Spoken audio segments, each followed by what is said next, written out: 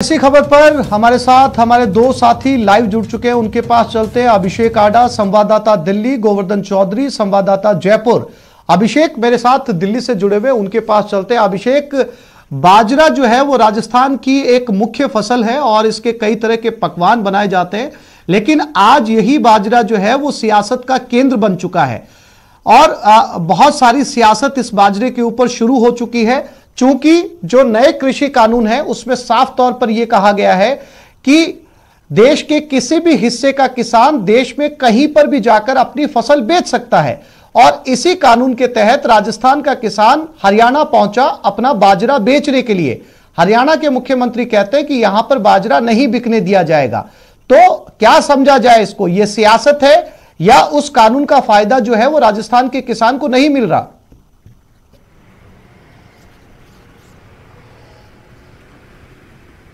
देखिए आसिफ, कई चीज़ें हैं, लेकिन अगर सबसे पहले बात करें तो बाजरा राजस्थान की एक ऐसी फसल है जो शरीर को बड़ी मजबूती देने का काम करता है, शरीर बड़ा पौष्टिक होता है। लेकिन अब इसी बाजरे के सहारे सियासी मजबूती हासिल करने की कोशिश की जा रही है। और इसी क्रम में जब मनोहर लाल खट्टर ने ये ट्वीट किया कि राजस्थान के किसानों का बाजरा मंडियों में नहीं बिकने दिया जाएगा हरियाणा की, तो उस पर तुरंत जो प्रदेश अध्यक्ष है पीसीसी के गोविंद सिंह डोटासरा, उनका ये बयान आया। उन्होंने 2 ट्वीट किए बैक टू बैक और उसमें ये कहा कि ये जो असलियत है वन नेशन वन मार्केट की, वो अब हकीकत सामने आ गई है। बाद में उन्होंने बीजेपी के प्रदेश अध्यक्ष सतीश पूनिया और गुलाब चंद कटारिया, इन दोनों को टैग करते हुए ट्विटर पर लिखा कि आप दोनों की चुप्पी जो है वो बहुत कुछ कह रही है। लेकिन मैं थोड़ा सा पीछे ले जाना चाहूं। आज से करीब 20 दिन पहले 3 और 4 नवंबर के दिन जो केंद्रीय कृषि राज्य मंत्री है, बाड़मेर से सांसद है कैलाश चौधरी, उन्होंने भी एक बयान जारी किया था और उसमें यह कहा था कि जो बाजरा है, बाजरे की खरीद जिसका 2150 रुपए समर्थन मूल्य घोषित किया है केंद्र सरकार ने, वो उसकी खरीद इसलिए नहीं हो पा रही है कि राज्य सरकार जो है उसने अभी तक लिस्ट बनाकर नहीं भेजी है। राजस्थान में इस साल करीब 43 मीट्रिक टन बाजरा होने की उम्मीद है। जो कुल उत्पादन हुआ है लगभग 43-45 मीट्रिक टन उत्पादन हुआ है और उसकी खरीद सिर्फ इसलिए नहीं हो पा रही है क्योंकि जो प्रदेश की कांग्रेस सरकार है वो अभी तक लिस्ट बनाकर नहीं भेज पाई है केंद्र सरकार को और उस वजह से उसकी खरीद नहीं शुरू हो पाई है। और इसी वजह से जो किसान है वो औने पौने दामों में 1000 रुपए 1200 रुपए प्रति क्विंटल पर राजस्थान के किसान बाजरा बेचने पर मजबूर है। तो अब दोनों तरफ से जो सियासी बयान है वो छोड़े जा रहे हैं और कोशिश ये की जा रही है कि इस बाजरे के बहाने जो सियासी माइलेज जितना ज्यादा हो सके, जितनी ज्यादा सियासी मजबूती हासिल की जा सके, वो हासिल की जाए। तो अब ये बयान मनोहर लाल खट्टर के ट्वीट के बाद में अब दोबारा एक बार बवाल है, बिल्कुल वो बाहर निकल कर जी।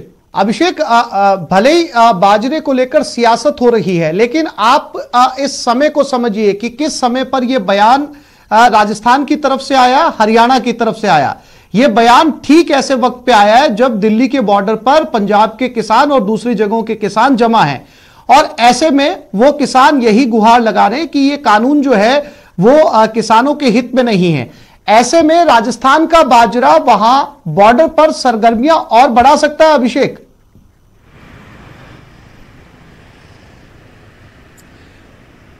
निश्चित रूप से जो लोग, जो पार्टियां, जो दल इस बिल का, जो 3 कृषि सुधार कानून आए थे उनका विरोध कर रही है, उनमें एक बैठे बिठाए मनोहर लाल खट्टर के इस ट्वीट के बाद में एक मुद्दा मिल गया है कि जो हम विरोध कर रहे थे वो बिल्कुल सही है। ये जो कृषि कानूनों में नए में जो उपबंध किए गए हैं वो गलत है। तो ये एक बड़ा मौका बीजेपी ने खुद ही आगे बढ़कर ये दे दिया है। लेकिन अब सियासी बयान इस पर आने लाजमी है, इस पर और आगे बयान आएंगे। गोविंद सिंह डोटासरा ने जो ट्वीट किया है उसके बाद में इस बाजरे का बवाल जो है वो और ज्यादा बड़ा होने की उम्मीद जरूर लगती है।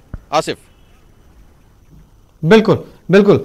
अभिषेक, मैं फिर से लौटूंगा आपके पास में। गोवर्धन भी हमारे साथ जो है वो लगातार जुड़े हुए। गोवर्धन, जैसा कि अभिषेक ने कहा कि ये जो आसान सा कैच था ये दे दिया जो है वो मनोहर लाल खट्टर ने उन किसानों को या विपक्षी पार्टियों को बहुत आसान कैच दिया गया ऐसे समय में जब किसान आंदोलन कर रहे हैं।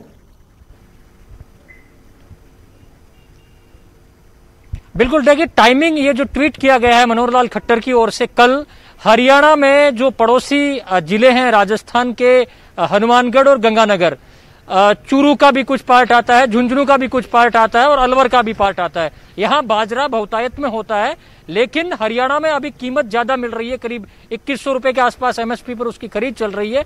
तो आमतौर पर इन दोनों ही राज्यों में होता ये है कि अगर राजस्थान में कीमत ज्यादा मिलती है तो हरियाणा का किसान राजस्थान भी कई बार बेच जाता है, और हरियाणा में अच्छी कीमत मिलती है तो राजस्थान का किसान हरियाणा में अपनी उपज बेच जाता है।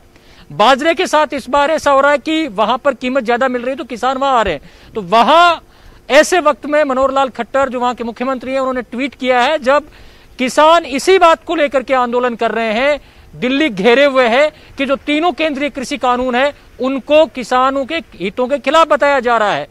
इस एक कानून के प्रावधान में यह है कि किसान पूरे देश में कहीं पर भी अपनी उपज को बेच सकता है, लेकिन खट्टर का यह ट्वीट कि हरियाणा में राजस्थान का बाजरा नहीं बिकने देंगे, केंद्रीय कानूनों की उस भावना का पूरी तरह उल्लंघन करता है। मतलब अगर कोई कांग्रेसी मुख्यमंत्री कहता तो बात समझ में आती थी, लेकिन बीजेपी की सरकार दिल्ली में, बीजेपी की सरकार हरियाणा में, एक बीजेपी शासित मुख्यमंत्री द्वारा इस तरह का ट्वीट करने से एक आसान केच कांग्रेस को मुद्दा उठाने के लिए जरूर दे दिया गया है। हालांकि एक बात इसमें है कि वो एमएसपी पर खरीद है, और आमतौर पर इस तरह की जो खरीद होती है उसमें राज्य रोक भी सकते हैं, लेकिन मौका कांग्रेस ने लपक लिया है इस बहाने केंद्रीय कृषि कानूनों पर निशाना साधने के लिए। और खट्टर के इस ट्वीट की बाजरा और गोवर्धन, ये जो राजस्थान के किसानों की बात की जा रही है कि राजस्थान के किसानों का बाजरा जो है वो हरियाणा जा रहा है, मुख्य तौर पर यहां पर ये बहुत साफ तौर पर जो है वो क्लियर होना चाहिए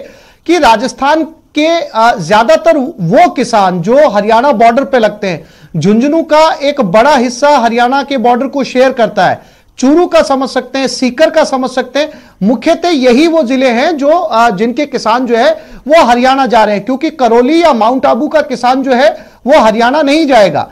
जो हरियाणा के बॉर्डर से लगते हुए जिले हैं राजस्थान के, वही जो है। और जहां तक पुरानी जानकारी है गोवर्धन, इससे पहले भी जो हरियाणा के जो किसान है वो राजस्थान में आते रहे अपनी फसलों को बेचने के लिए, और राजस्थान का किसान जो है वो हरियाणा जाता रहा है। ये जो व्यापार का आदान प्रदान है बहुत जमाने से हो रहा है। शायद पहली बार ऐसा हुआ होगा कि किसी सूबे के मुख्यमंत्री ने पड़ोसी सूबे के किसानों को कहा होगा कि उनकी फसल यहां नहीं बिकेगी। देखिए, आमतौर पर ये दोनों राज्यों में इस तरह की शिकायतें हर बार आती है। जब एमएसपी पर खरीद होती है और भाव में बहुत ज्यादा उतार चढ़ाव होता है तो पड़ोस में जो लगे हुए जिले हैं वो हरियाणा और राजस्थान दोनों के किसान एक दूसरे के राज्य में जाकर के और फसलें बेचते रहते हैं, अपनी उपज बेचते रहते हैं। लेकिन इस बार ऐसे वक्त में हरियाणा के मुख्यमंत्री ने ट्वीट कर दिया है जब इसी मुद्दे को लेकर के पंजाब, हरियाणा सहित तमाम राज्यों के किसान है वो दिल्ली को घेरे हुए। कांग्रेस को यह आसान मुद्दा बैठे बिठाए इस हरियाणा सीएम के ट्वीट के बाद में मिल गया, और इस बहाने कांग्रेस पिन पॉइंट सवाल उठा रही है कि एक देश एक मार्केट के कंसेप्ट का क्या हुआ। अगर एक बीजेपी शासित राज्य का मुख्यमंत्री ही एक देश एक बाजार को नहीं मान रहा तो इस कानून का इतना जो किसान विरोध कर रहे हैं उनकी बात क्यों नहीं सुनी जा रही। ये सबसे बड़ी चीज यही है कि एक राजनीतिक फ्रंट पर कांग्रेस को बीजेपी और केंद्र पर हमला करने का, तीनों केंद्रीय कृषि कानूनों को क्या इस ट्वीट को, हरियाणा के मुख्यमंत्री के ट्वीट को दिल्ली के बॉर्डर पर जमा हुए किसानों के बीच में विपक्षी पार्टियां भुनाएंगी?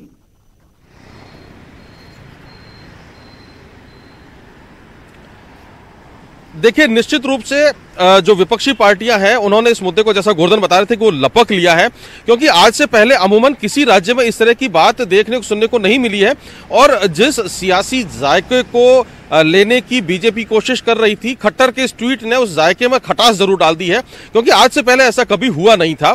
सिरोही और जालोर राजस्थान के वो जिले हैं जहां पर सौंफ और जीरे की बंपर फसल होती है, और ऊंझा की जो सबसे बड़ी मंडी है जीरे और सौंफ के लिए बड़ी मशहूर है दुनिया में, वो गुलजार ही सिरोही और जालोर की जीरे और सौंफ से होती है। तो उससे पहले कभी ऐसा ट्वीट आया नहीं था, कोई इस तरीके की किसी ने बात की नहीं थी। लेकिन भले ही खट्टर ने खटास डाल दी, लेकिन इस बात की एक सच्चाई ये भी है कि राजस्थान के किसान को जो भाव नहीं मिल पा रहा है, जो 1000-1200 रुपए प्रति क्विंटल पर जो 43 से 45 मीट्रिक टन बाजरे का उत्पादन हुआ है, उसे बेचने पर मजबूर है। तो वो इसीलिए मजबूर है क्योंकि जैसा कि कैलाश चौधरी आरोप लगा रहे हैं पिछले करीब 20 दिन से कि राजस्थान सरकार ने लिस्ट जो है वो भेजी नहीं है, जो जानकारी भेजनी होती है, जो नेफेड के जरिए खरीद होती है, उसके लिए बाकायदा स्टेट गवर्नमेंट एक प्रपोजल भेजती है। स्टेट गवर्नमेंट अपनी तरफ से एक प्रपोज करती है कि इतनी खरीद आप कीजिए और उसके आधार पर केंद्र सरकार नेफेड या अपनी किसी भी दूसरी एजेंसी से उसको खरीद को करवाता है। लेकिन अब यह जरूर है कि जो विपक्ष है उसको बैठे बैठाए ये बड़ा मुद्दा मिल गया है खट्टर के इस ट्वीट के बाद में, और बीजेपी अब कोशिश करेगी हमलावर होने की, इसका जवाब देने की। वो इस रूप में होगा कि सरकार हमें लिस्ट भेजे तो हम खरीद शुरू करें। चूंकि हरियाणा में बीजेपी की सरकार है, उन्होंने लिस्ट भेज दी, वहां पर हैफेड और नेफेड के माध्यम से खरीद शुरू हो चुकी है। अगर ऐसी की ऐसी लिस्ट राजस्थान से आए तो राजफेड और नेफेड इन तमाम एजेंसियों के माध्यम से खरीद शुरू की जा सकती है। तो अभी जो ये बाजरे का बवाल है वो कुछ दिन और चलेगा, और ये इसलिए भी चल सकता है। आपसे मैं आपको एक बात बताऊं, क्योंकि जो सियासी मुद्दा सबसे बड़ा चल रहा है, जैसा कि अभिषेक बता रहे हैं, अब डैमेज कंट्रोल की कवायद शुरू हो जाएगी, क्योंकि ये ऐसे समय में ट्वीट आया है कि जिससे बार बार कहा जा रहा है कि विपक्षी पार्टियों को बहुत आसान सा कैच मिल गया है ये, जिसको इसे भुनाया जाएगा। समय रहते इसके लिए डैमेज कंट्रोल की कवायद शुरू हो गई या बहुत जल्द हो जाएगी?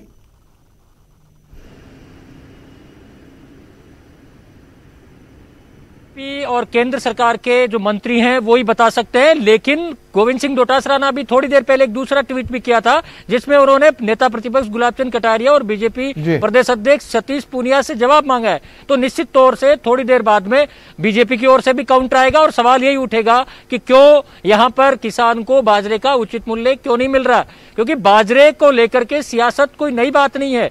सबसे बड़ा जो देश में बहस का मुद्दा ही यही बना हुआ है कि किसानों को उसकी फसल का उचित मूल्य नहीं मिलता, चाहे भले सरकारी जो प्रावधान है, चाहे प्रपोजल समय पर नहीं भेजा जाना हो, जो अब अफसरशाही है उसकी खामियां रही हो, लेकिन उसका खामियाजा किसानों को भुगतना पड़ रहा है। गलती किसी की रही हो, लेकिन आज हकीकत यह है। बिल्कुल गोवर्धन, अभिषेक आपका बहुत शुक्रिया हमसे जुड़ने के लिए, जानकारी देने के लिए। अब देखना यह है कि ऐसे समय के अंदर राजस्थान का बाजरा जो है वो सियासत में क्या गुल खिलाता है।